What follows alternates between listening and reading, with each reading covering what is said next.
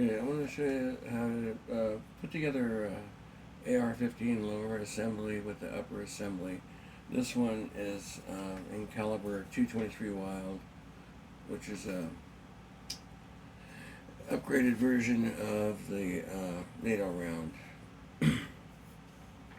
So, and then I threw a scope on here that I bought on discount. I have to tighten it down still. I just put it on today. This is my first day using this one. So I bought the lower assembly from Palmetto State Armory for $125. I think it was $125. Anyways, I bought a few of them. The upper assembly I got from Bear Creek Arsenal runs about $230, but I get a 10% discount there being a veteran. And then the scope, I paid about $70, but it's about a $150 scope. I don't really need a super expensive scope for this caliber rifle. If this was 6.5 Grendel or something like that, which I have for this rifle too, I would put a little better scope on it because I'm reaching out a little further generally. So this is the part now. This is the way it comes. This is a complete lower assembly. You can buy these from different places and different versions and different qualities. You can upgrade the triggers and change the buffer tubes. There's not much recoil though for this caliber, and this extends out and in. Okay, and this is where you drop your magazine from. Blah blah blah. This is catches the bolt. All right, so the way to put this together is you have your lower assembly. Make sure the trigger's down. So if you pull the trigger, it comes up. All right. So just push it down. Make sure it's in. Well, it doesn't matter if it's on safer fire because there's no bullets or anything like that. So I just leave mine in whatever fire safe. And then after this is together, what you want to do is push the pins through. Okay? There's the first one. There's the second one. Now I've got a complete rifle. You can buy it like this and pay a couple $100 more, or you can buy it in two pieces, push the two pins together and save yourself a couple $100. Alright?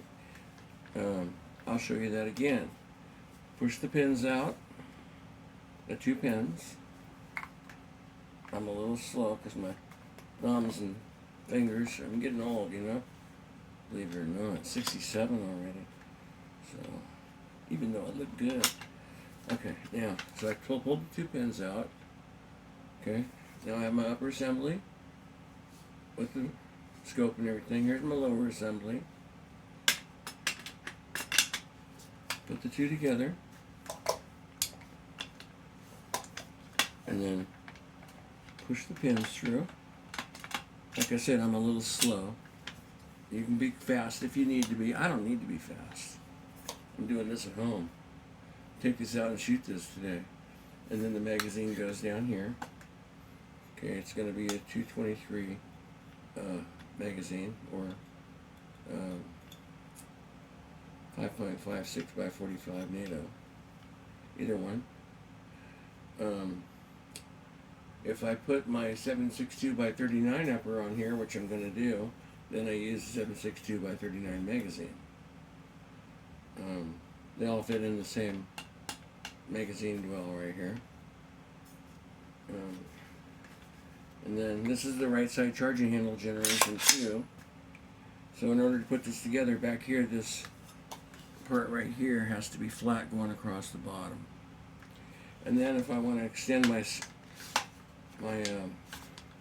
stock out, just push up on the button, and this moves in and out. In California, it's a little different. The first pin on the front will push through. Back here, you have to push it in, turn it a little bit, pull the little needle back, push it in the rest of the way, and turn it. They think that that's safer in California. Okay, the government does there. And then in California, there's a button you have to push to it opens up the upper assembly from the lower assembly in the back, or you can pull through on the back bolt back here. That closes it, and then open it, drop the magazine, close it, and then push the button back in. I have one that's an upgraded version. I just push the button, it opens up about that much. I drop the magazine, I close it, and there's nothing for me to just to push out and put back in and stuff. I just push the button.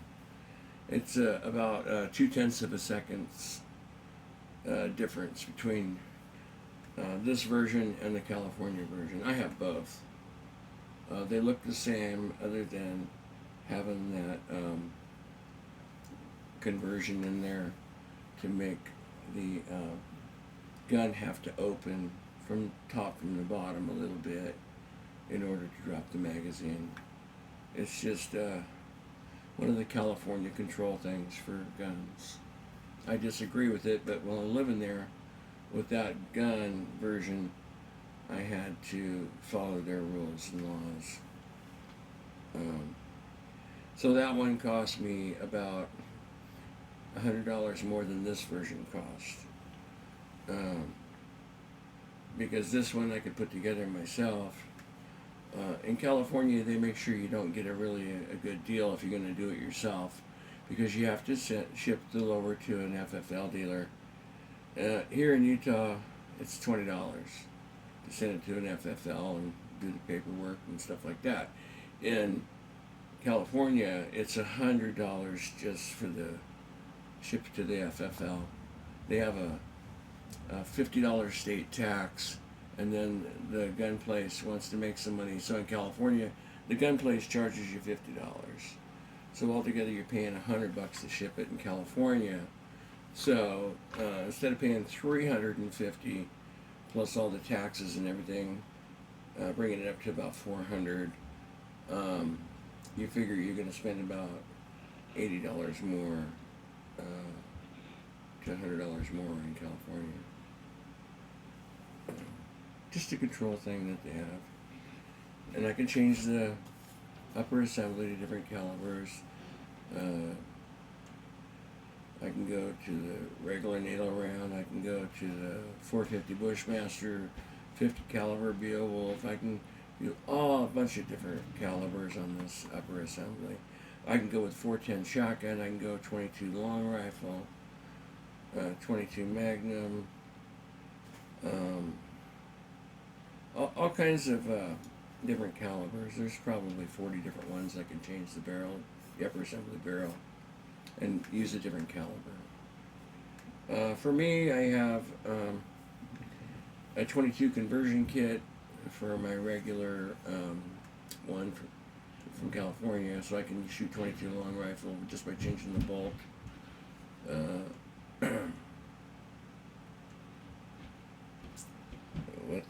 With this gun here, I can do many different calibers. I got about 5 different calibers for this lower assembly. And then with the pistol, I've got 2 different calibers. I've got the NATO round, and then I have the Russian round, the 7.62 by 39 on the pistols. And I'll probably get a 300 blackout for that too, just to get one. So that's it. That's how easy it is. Push these 2 bolts through, take it apart, put it back together, push the 2 bolts back in, or pins. They're really pins, they're not really bolts. And then I'm done. So, really simple.